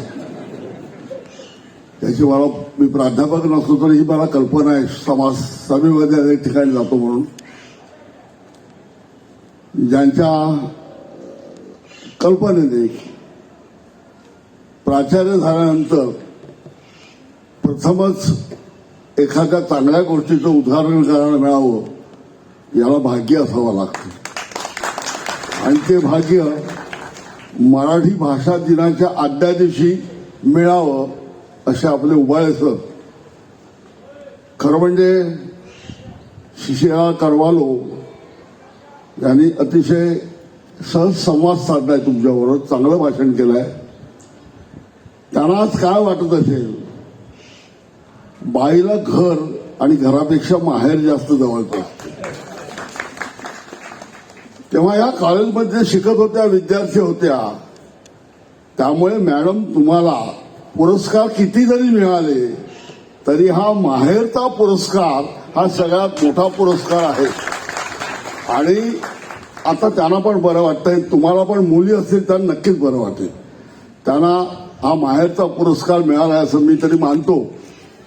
कारण आनंदाचे क्षण कुठे जपायचे, कुठे सांभाळायचे, त्याच्याकरता हा कट्टा आहे. खरं म्हणजे कट्टा ही कल्पना फडसर पहिली आहे का? नाही. पूर्वीच्या काळामध्ये अशिक्षित माणसं मराठी साधं कळत नव्हतं तेव्हा रामायण महाभारताच्या पोथ्या वाचायचे आणि गावातले लोक त्याच्या भोवती ऐकायला जमायचे भक्तिभावाने. त्याच्यात भक्तिभाव असेल पण ती शहाणी माणसं होती, आपण सुशिक्षित माणसं आहोत. अशा शहाण्या माणसांनी हे कट्टे पहिल्यापासून चालू आहेत. ह्याचं स्वरूप बदललं, सगळ्याच गोष्टीचं बदललं. जसं भाकरी जाऊन पिझ्झा आला तसं ते जाऊन आता कट्टे आले. कट्टा याचा अर्थ मला तरी एवढाच कळतो, काही काही ठिकाणी कट्टे असतात ते चहापानाचे असतात. तिकडे आपण एकत्र जमतो, आज संध्याकाळी अमुक नाक्यावरती अमुक ठिकाणी आपल्याला जमायचं आहे, तोही कट्टाच असतो. पण कट्टा आहे आणि तो पिंपळाच्या झाडाखाली आहे. अश्वस्थ वृक्षाच्या खाली ज्ञानेश्वरी जन्माला आली. त्या अश्वस्थ वृक्षाच्या खाली कट्टाच होतो स्थापन. हे पण एक योगायोग आहे. हा वृक्षवल्ली वगैरे फार आहेत असं मला वाटत नाही, याच्यापेक्षा जास्ती असायला पाहिजेत. पण एक चांगला उपक्रम चालू होतोय. सगळ्यांनी सांगितलं विद्यार्थ्यांनी हा चालवायला पाहिजे, हे मात्र खोटं आहे. तुम्ही सगळे चालवणार नसाल, तुम्हाला जर याच्यामध्ये मनापासून भाग घ्यायचा नसेल, सहभाग घ्यायचा नसेल तर ते काय खरं नाही. विद्यार्थ्याला प्रवृत्त केलं पाहिजे, त्याला समोर बसवलं पाहिजे. आजकालच्या जमान्यामध्ये जमलं ना तर तो पुष्पा म्हणून चित्रपट आहे त्याच्यावरही चर्चा करा, बाहुबलीवर चर्चा करा, ते माध्यम आहे. पण जमा एकत्र झालाय काय, सगळे लोक एक पैताण वाक्य वापरतात. सगळे शिक्षण व्यवसायीकरण झालाय, शिक्षणाचं असं झालंय, शिक्षणाचं बदल करायला पाहिजे. आणि बदल काय करायला पाहिजे तो कोणच सांगत नाही. तो बदल करायची सुरुवात अशा कट्ट्यांतून होते. आणि म्हणून आणि त्या ठिकाणी अशा कार्यक्रमात सहभागी व्हायला मिळते, हे आमचं पण भाग्य आहे. कार्यक्रम अनेक होतात, लहान असतात, मोठे असतात, मोठे मोठे पाहुणे येतात आणि मग आपण त्याच्यात रंगून जातो. पण तो इव्हेंट असतो, तो समारंभ असतो, भावनेचा स्पर्श जिकडे असतो त्याला साहित्यिक कट्टा म्हणतात. जिकडे भावना अंतःकरण एकत्र येत नाही त्याला त्या जमण्याला गर्दी म्हणतात. गर्दी रेल्वेच्या डब्यात पण असते, खूपच असते, पण ती गर्दी असते. दर्दी लोक जिकडे एकत्र बसतात त्याला साहित्य कट्टा म्हणतात. आणि माझ्या माहितीप्रमाणे ब्रह्मांड कट्टा आहे ठाण्याला. त्याची मी पेपरला वृत्तपत्रामध्ये येणारी माहिती वाचतो आणि मग तिकडे कळते की तिकडे महाभारतावर चर्चा होते, रामायणावर चर्चा होते. मॅडमचं पुस्तक आता चालत होतो मी. टिपावणी नाव दिलं आहे, बोलीभाषेत दिलं आहे. त्याच्यामध्ये कुडाळघर, म्हणजे मला पण ती भाषा बोलता येते, आमची पण जवळपास तीच आहे. मॅडम कुडाळघर, शिरोडी, पाण्याकरता, बाईवरती ही वाशिवरती मला वाटलं अधिक जवळ गेलो आपण. बोलीभाषा ही माणसाच्या अधिक जवळ जाणारी भाषा, अंतःकरणाला भेटणारी भाषा, अर्थपूर्ण भाषा अशी असेल तर ती बोलीभाषा आहे. खूप चांगले शब्द आहेत. जमाना असा आलाय, आपण जरा काय झालं, अगदी प्रिन्सिपलच्या रूममध्ये दरवाजा लोटताना जरा आवाज आला, सर सॉरी, पेपर हातातला पडला, उचलून दिला, थँक्यू, आणि मनाला आभार मानतो, मनाला क्षमा करा म्हणून. हे काय कठीण नाही आहे. मराठी भाषा जगवायची म्हणजे नुसती चर्चा करून चालणार नाही. चर्चा करणं आणि उत्सव करणं याच्या पलीकडे प्रत्यक्ष कृतीत आपल्याला काय आणता येईल का, ते आणलं पाहिजे.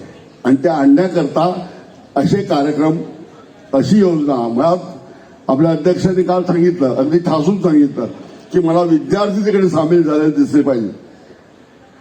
आपल्या कॉलेजचं भाग्य आहे की इकडे वीणा गव्हाणकर आपल्या कमिटी मेंबर आहेत, कडोलीकर सर आपले कमिटी मेंबर आहेत.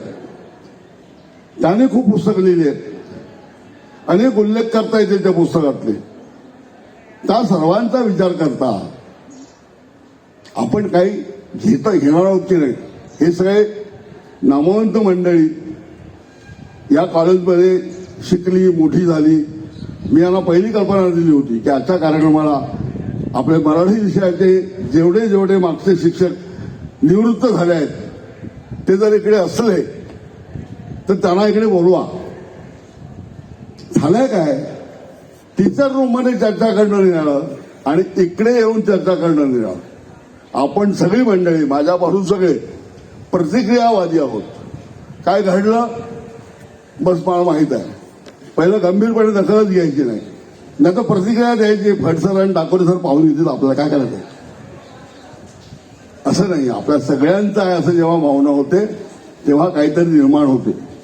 मला माहिती आहे, एक मुलगी कथा लिहिते, एक मुलगा आपल्याकडनं नाळासोपाचा इंग्रजीमध्ये एक पुस्तक लिहिलंय. आहेत ना आपल्याकडे मुलं आहेत, आणि जी मुलं आहेत ना त्याच्यातच उद्याची शिशिरा करवाला दडली आहे. उद्याची वीणा गव्हाणकर त्याच्यामध्येच आहे. हे जे आहे, आणि केवळ पुस्तकापुरतं मर्यादित नाही, गाणं आहे. खरं म्हणजे भारतीय संस्कृतीने जगाला काय दिलं असेल तर भारतीय शास्त्रीय संगीत, भारतीय शास्त्रीय नृत्य आणि भारतीय साहित्य. कोणी कितीही म्हटलं तरी रामायण, महाभारत, मला आनंद वाटतो की bishop doctor Machado, bishop Thomas Dabre यांनी ज्ञानेश्वरीवर लिहिलं आहे. ज्ञानेश्वरी कशी जगाला जवळ आणते, बायबल आणि ज्ञानेश्वरीची तुलना केली आहे आणि साम्य स्थळं दाखवली आहेत. हे सगळं बघितलं असं वाटते की आपण किती एक आहोत. आंतरधर्मीय संवाद वगैरे भाषण करण्यापेक्षा प्रत्यक्ष कृती आणणारे जे वसईतले लोक आहेत त्याचं या निमित्ताने मला कौतुक वाटते, अभिनंदन वाटते. तो माझा अधिकार नसला तरी ह्या सगळ्या मंडळी एकत्र येऊन जी झाडं जे लावलं आहे ते आपण कसं वाढवणार हे आपण ठरवलं पाहिजे. खरं म्हणजे विद्यार्थी सर बोलले मला की तुम्ही काहीतरी संस्कृत श्लोक वगैरे बोला. आता काय माहितीये का, भटजी असल्यामुळे त्यांना वाटत असेल, पण मला काय एवढं चांगलं संस्कृत वगैरे येत नाही. आणि 2 दात पडल्यामुळे संस्कृतचा उच्चार चुकला तर अर्थ बदलतो, एक अनुस्वार चुकला तर त्याचा अर्थ बदलतो. तरी पण सांगतो, न चौर्यहार्यम न राजहार्यम न भातृभाज्यम न च भारकारी हे कृते वर्धते एव नित्यम विद्याधरम सर्वधनात्मनाम. जी राजाकडून दंड केला जात नाही, चोराकडून चोरली जात नाही, ते विद्याधन जिकडे जोपासलं जाते त्याचं नाव विद्यावर्धिनी आहे. विद्यावर्धिनी हे नुसतं नाव नाही आहे, त्याच्या पाठीमागे काय नाव आहे. आपल्याला काय वाटते विद्यावर्धिनी नाव आहे, एक सिम्बॉल आहे, एक हे असं नाही. ते हे जे आहे ना हे निराळं आहे.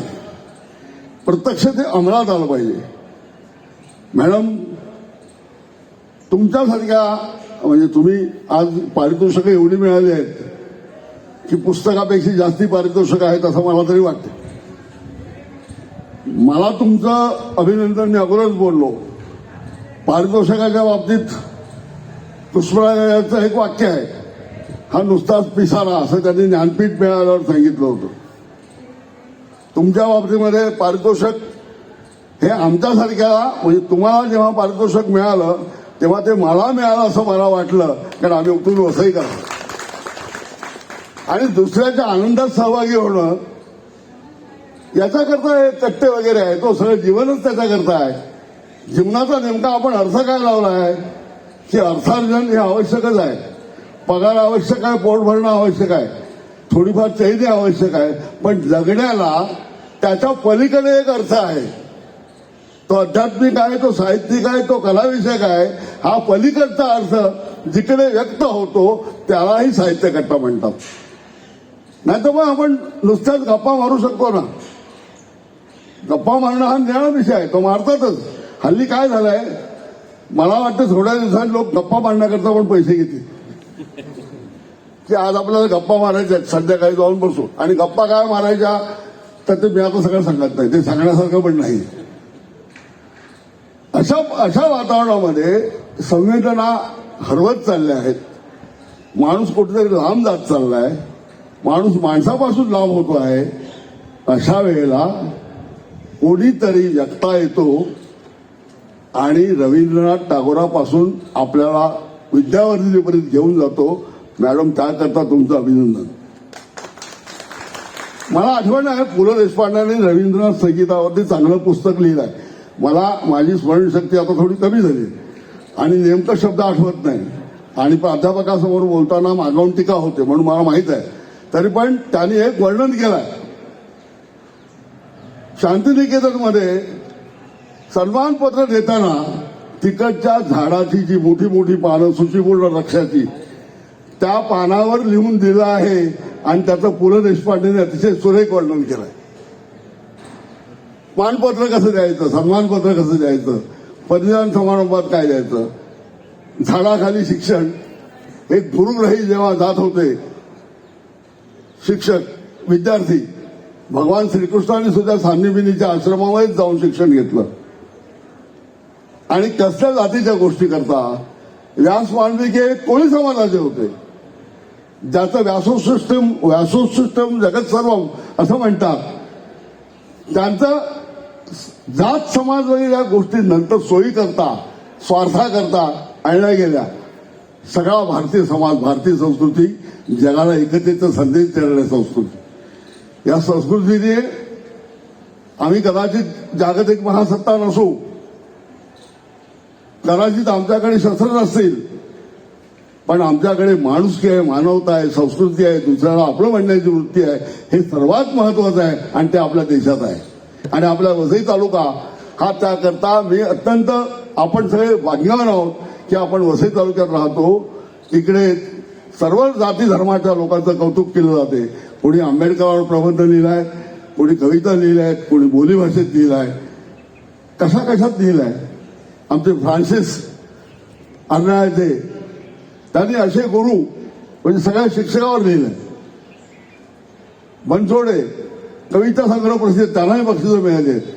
किती लोक आहेत आपल्याकडे. आपल्या वसईतल्या कलाकारांची आणि पुस्तकाची, वीणा गावणकरांच्या बद्दल तर मी बोलत नाही, आणि एक होता कारवारपासून परवापर्यंत आमचे जे कलाक्षेत्रातले या सर्वांवरती चित्रकार रॉबी डिसिल्वा याच्या चरित्रापर्यंत सगळ्यावर त्यांनी लिहिलंय. आणि अत्यंत महाराष्ट्रामध्ये ते प्रसिद्ध झालंय. नुसतं प्रसिद्ध झालं नाही, वाचलं गेलेली सगळ्यात चांगली पुस्तकं ती आहेत. वाचता वाचता चालता चालता मॅडम तुमच्या पुस्तकात तुम्ही शिवाजी सावंतला भेटण्याचा एक संदर्भ आहे, त्याच्यात त्यांनी लिहिलं आहे. म्हणजे शिवाजी सावंत बोलले आहेत की रामायण आदर्श जीवन कसं आहे ते सांगते आणि महाभारत वास्तव काय आहे ते सांगते. इतक्या छोट्या छोट्या गोष्टी जिकडे टिपल्या जातात तेव्हा त्याचं नाव टिपवणी असतं. टिपवणी नाव नुसतं नसतं, टिपकाराप्रमाणे टिपवायला लागते आणि ते तुम्ही बरोबर टिपलं आहे. म्हणून मला तुमचं मनापासून एक कौतुक वगैरे हा शब्द मी वापरत नाही. बरं वाटते हो, कोणतरी माणूस सगळ्या गोष्टी टिपून घेतो, सगळ्या गोष्टी जाणून घेतो. आणि मग आमच्यासारखी मंडळी, अहो श्रोते पण लागतात, ऐकणारे पण लागतात, वाचणारे पण लागतात. नुसता लेखक असून काय करणार. तेव्हा आम्ही आमची भूमिका जगी राजहंसाचे चालणे झाले शहाणिया तो का कवडे चालवची नाही. तुम्ही राजहंसाप्रमाणे साहित्यिक मंडळी चाला. आम्ही तुमच्या मागे पावलं टाकत जाऊन ही भूमिका आपण सगळ्यांनी घेतली तर देखील साहित्य कट्टा यशस्वी. चाल ना, मोठे लोक मोठ्या मार्गात जातात, पण आपण मोठे होऊ शकत नाही, पण त्याच्या रस्त्याने जाऊ शकतो. आणि त्या रस्त्याने जाण्याची जी भूमिका आहे ती भूमिका जिकडे बजावली जाते ते पण विद्यावर्धिनी ठरलं पाहिजे. कॉलेज, शिक्षण संस्था, वाचनालय, खरं म्हणजे अशा कार्यक्रमामध्ये ग्रंथालय आणि वाचनालय याची फार मोठी भूमिका आहे. मला माझी मॅनेजमेंटला हवा आहे की कुठलं नंदाखेरचं नवीन पुस्तक आहे आलं पाहिजे आपल्याकडे. अमुक नवीन निघालं आहे, चांगलं आहे, ते आपल्या पुस्तकसंग्रहात असलं पाहिजे. वाचलं कुठलं, जास्ती कुठलं पुस्तक वाचलं जाते याची टिप्पणी आपल्याकडे असली पाहिजे. आणि ह्या टिप्पण्या हे जेव्हा आपल्याकडे असेल तेव्हा आपण खऱ्या अर्थाने समृद्ध जीवन जगतो. समृद्ध जीवनाच्या कल्पनाच दिल्या आहेत. गाडी घेऊन आलो, 5 स्टारमध्ये गेलो. हे 5 स्टार वगैरे शब्द पण बोलायला नको, पंचतारांकित.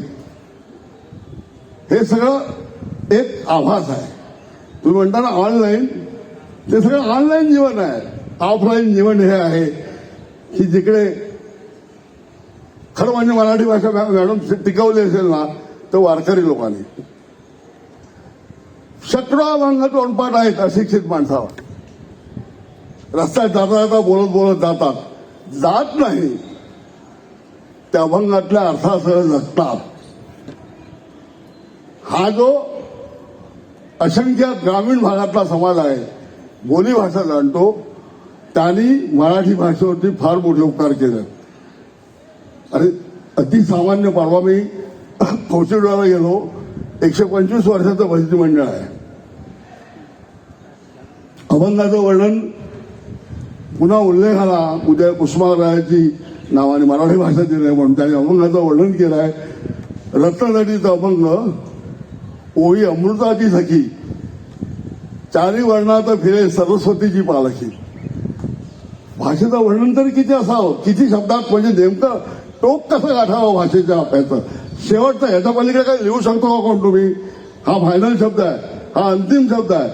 असं अंतिम शब्द उच्चारण्याची, लिहिण्याची ताकद मराठी भाषेमध्ये आहे. जगण्याचं साधन ते आहे. तेव्हा अशी मराठी भाषा आणि इंग्रजी, हिंदी, मराठी, गुजराती भाषिक जे कोण असतील त्या या साहित्य गटात जमावे. त्याने एक साहित्य जल्लोष, साहित्याचा आनंद लुटावा. ह्या कॉलेजमध्ये साहित्य संमेलनाचे अध्यक्ष अरुणा ढेरे येऊन गेले आहेत, गणेश देवी येऊन गेले आहेत, खूप मोठी मोठी मंडळी येऊन गेली आहेत. त्यांच्या पदस्पर्शाने हे कॉलेज कुठेतरी पावन झालं आहे, कुठेतरी महाराष्ट्रात पोचला आहे. कट्टा हा सजीव व्हावा, त्याला निर्जीवतेचा जराही बाधा होऊ नये, आतल्प कुळाचे व्हाव्या असं ज्ञानेश्वराचं शेवटचं वाक्य आहे. ज्ञानेश्वरांनी काय मागितलं? सर्वात शेवटी मोठं मागितलं पसायला. आणि आज लोक असं म्हणतात किंवा अधिकार आहे त्याचा की जागतिक प्रार्थना होऊ शकेल जगाच्या व्यासपीठावर. अरे आपल्याकरता मागणारे आपण सगळे आहोत, आपल्या नातेवाईकाकरता मागणारे सगळे आहोत.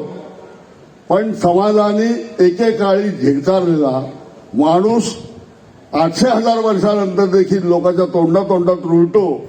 आणि त्या माणसाने ज्ञानेश्वरी संपल्यानंतर लिहून झाल्यावर निवृत्ती नाथाला विचारलं आणि शेवटी पसायला लिहिलं. त्याचे मोठे भाऊ त्याच्यावर जबरनिष्ठा लिहिलं पसायदान. आणि त्याच्याकरता काय मागितलं तर जगाकरता मागितलं, प्रसाद मागितला. पसायदान म्हणजे प्रसाद. तो जगाकरता ज्यांनी मागितला अशा ज्ञानेश्वर माऊलीपासून कवी मुकुंदराजपर्यंत अनेक लोकांची नावं घेता येतील. माझं काय 45 मिनिटाचं भाषण नाही. मी काय प्राध्यापक नाही, तरी पण सांगतो की ज्यांनी असं मागितलं अशा सगळ्याच्या स्मृती लक्षात ठेवून, हे सगळं आपण लक्षात ठेवून, ही आपली पार्श्वभूमी लक्षात ठेवून जर आपण पुढे गेलो तर आपल्याला अडवणारं कोणीच नाही, आपला रस्ता बंद करणारा कोणीच नाही. आपल्या कॉलेजमध्ये डाकोरे सर कवी आहेत, फड सर लिहितात, खोपर सर लिहितात, लवाटे लिहितात, बोलतात, सगळेच तुम्ही आहात. सगळे तुमच्याकडे सगळं काय आहे, जे काय आहे ते या ठिकाणी व्यक्त होऊ द्या. उबाळे सर, तुमच्या कारकिर्दीतला हा पहिला मी बोललो अगोदर महत्वाचा कार्यक्रम माना. कदाचित उद्या पदवीदान समारंभ होईल, त्याला आम्ही टोप्या वगैरे घालून येऊ, विद्यार्थी येतील जातील, ते सगळा औपचारिक भाग असतो. हा औपचारिक भाग नाही, हा एक अंतःकरणातून स्फुरलेला भाव आहे. तो असाच कायम राहू दे, असाच दिव्याने दिव्याची ज्योत लागते तसे लागत राहू दे, अशी ईश्वरचरणी प्रार्थना करतो. या ठिकाणी तुम्ही सर्वजण उपस्थित राहिला आणि मला बरं वाटतंय की बऱ्याच दिवसांनी मैदानामध्ये आपला सभागृह फार चांगला आहे. एका छोट्या मैदानामध्ये, छोट्या वातावरणामध्ये, नाही तर काय होते, तुम्हीच दिलं मॅनेजमेंट तुमच्या पुस्तकामध्ये की प्राचार्य असणं म्हणजे काय असते, विद्यार्थी सांभाळायचे, प्राध्यापक सांभाळायचे आणि सर्वात शेवटी लिहिलंय मॅनेजमेंट सांभाळायची. आताच तुमच्या पुस्तकात वाचलं मी. आणि मॅनेजमेंट जर नाही सांभाळली तर प्राचार्याला काम करणं कठीण जाते. प्राचार्य साहेब काळजी करू नका, मॅनेजमेंट ही वसई तालुक्यातली सगळ्या वसई तालुक्यातल्या विद्यार्थ्याला आणि तुम्हाला सांभाळण्याकरता आहे. आम्हाला वेस्टेड इंटरेस्ट काहीच नाहीत. पुन्हा इंग्रजी शब्द आला बघा, आम्हाला अतिरिक्त असं काहीच मिळवायचं नाही आहे. आणि अशा ठिकाणी म्हणजे ती कठीण असते, ती चांदी लिहिली आहे, तुम्हाला तो अनुभव येणार नाही, तुम्हाला तो अनुभव येणार नाही. त्यांचे अनुभव लिहिले. मी जाता जाता म्हटलं यांच्या काय भावना आहेत ते चाळून घ्यावं म्हणून ते चाळलं. आणि ते आपल्याला नाही तर आपल्याकडे भांडवल काय बोलायला, ते पण बघायला लागते ना. तर ते अतिशय चांगल्या पद्धतीने लिहिलंय. कार्यक्रम लांबला की श्रोते उठून जातात. मी अगोदरच बोललो, कोणाला किती त्रास द्यायचा याच्या पण एक मर्यादा असतात. मी नेहमी एक सांगितलं असेल कदाचित इकडे, पण नेहमी एक किस्सा सांगतो की एका सभेला मी गेलो, अध्यक्ष होतो, भाषण लावलं, बहुतेक लोक उठून गेले होते, 4-5 पाहुणे होते, त्याच्या एकाच्या हातात काठी होती. मी समजतो आपली काय आज खैर नाही. त्यांनी सांगितलं, तुम्ही पाहुणे आहेत, तुम्हाला मी काहीच करणार नाही, तुम्हाला आमंत्रण द्यायला कोण गेलो होतो याची मी वाट बघतो. उबाळे सर, तुमच्यावर तशी वेळ येऊ नये म्हणून मी इकडेच थांबतो.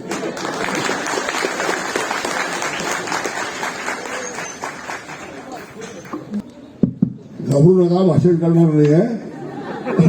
पण आजच्या दिवशी प्रतापभाई खोकाणे आणि भाऊसाहेब वर्तक या दोघांची आठवण नाही काढली तर तो माझ्या हातून गुन्हा होईल. अशा कार्यक्रमाला रंगतदार शेरो शायरीने भरलेलं भाषण ऐकण्याकरता आज प्रतापभाई असते तर तुम्हाला खूप चांगलं ऐकायला मिळालं असतं. भाऊसाहेब वर्तक ह्या संस्थेचे संस्थापकच आहेत. विकास वर्तकही नव्या कल्पना घेऊन आले येतात, प्रयत्न करतायत, चांगला प्रयत्न करतायत. तेव्हा प्रतापभाई खोकाणी यांच्या खास स्मृतीला ते साहित्यिक, रसिक आणि जाणते साहित्यिक होते त्याचा उल्लेख मी मुद्दाम करतो आणि त्यांना आदरांजली व्हा.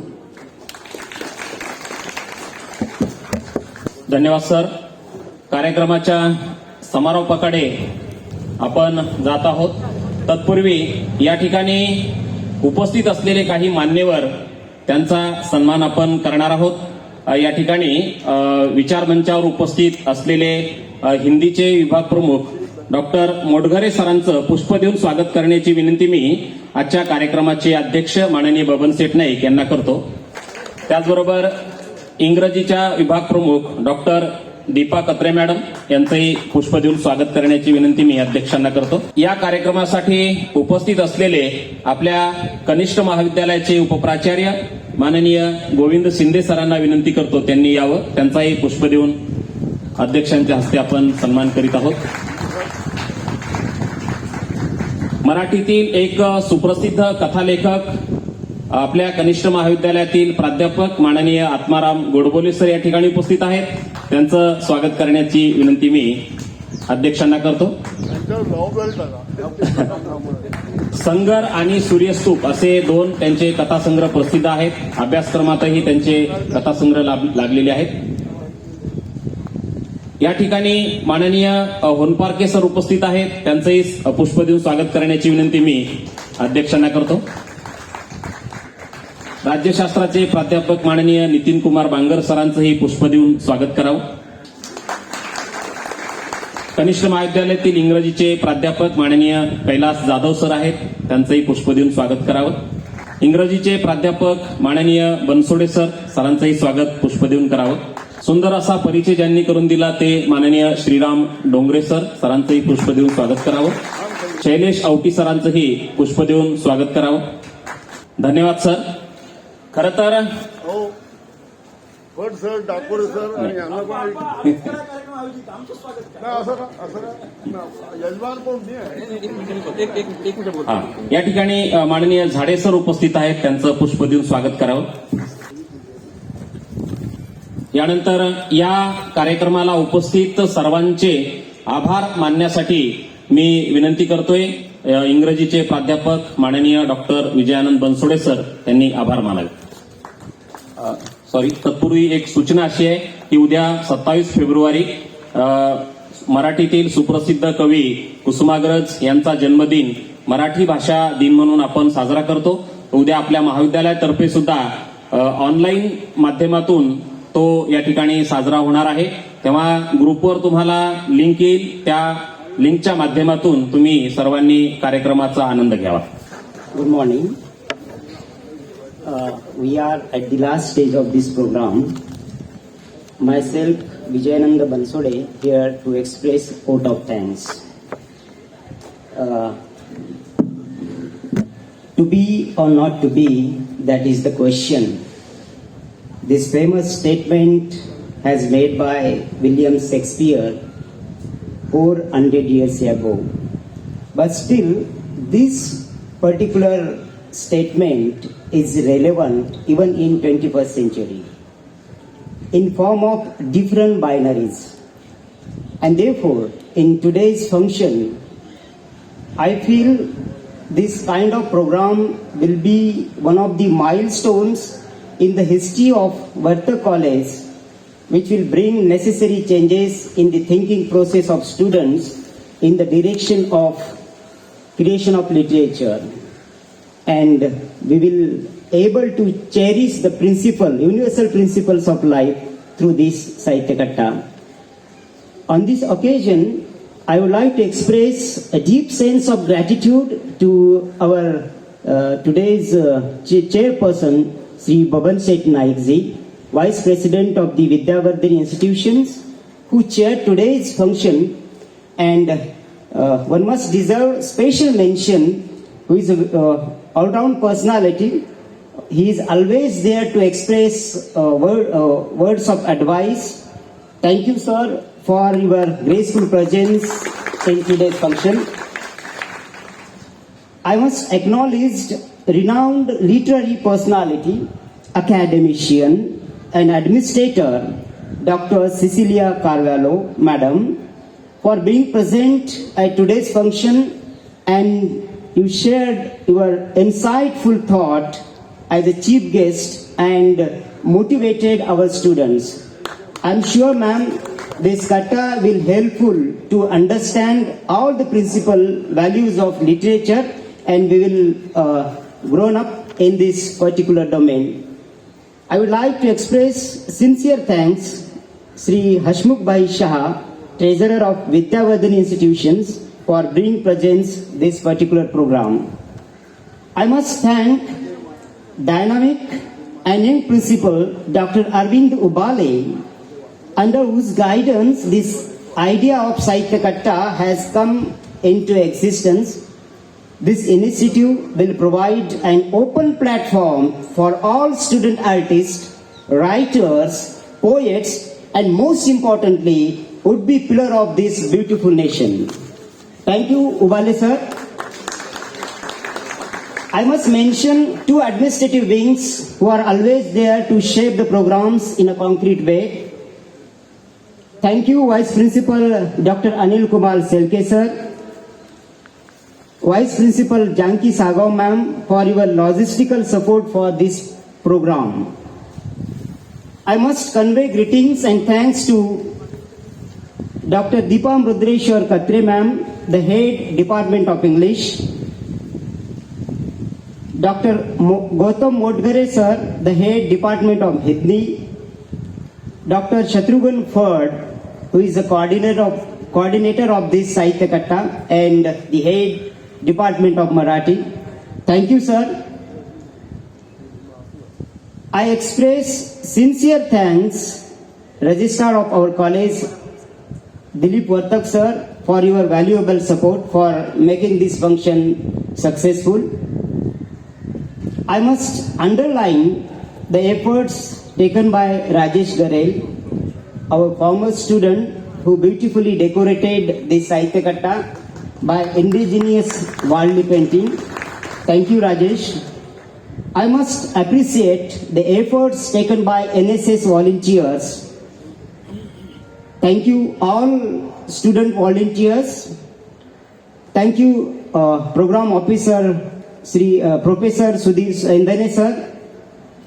Second Program Officer of NSS Professor Aditi Yadav madam. I extend thanks to all teaching, non-teaching and other helping hands for your valuable time to make this program a grand success. Thank you all invisible hands who strongly behind these programs. At the end, I would like to end this vote of thanks by Gulzar's words. लफ्जों को दांत नहीं होते पर काटते हैं, लफ्जों को दांत नहीं होते पर काटते हैं, और काट ले तो उनके जख्म नहीं भरते। एक भीगा हुआ चलका चलका वह लफ्ज भी है, एक भीगा हुआ चलका चलका वह लफ्ज भी है, जब दर्द चुए तो आंखों में भर आता है, जब दर्द चुए तो आंखों में भर आता है। कहने के लिए लब हिलते नहीं, कहने के लिए लब हिलते नहीं, आंखों से अदा हो जाते हैं।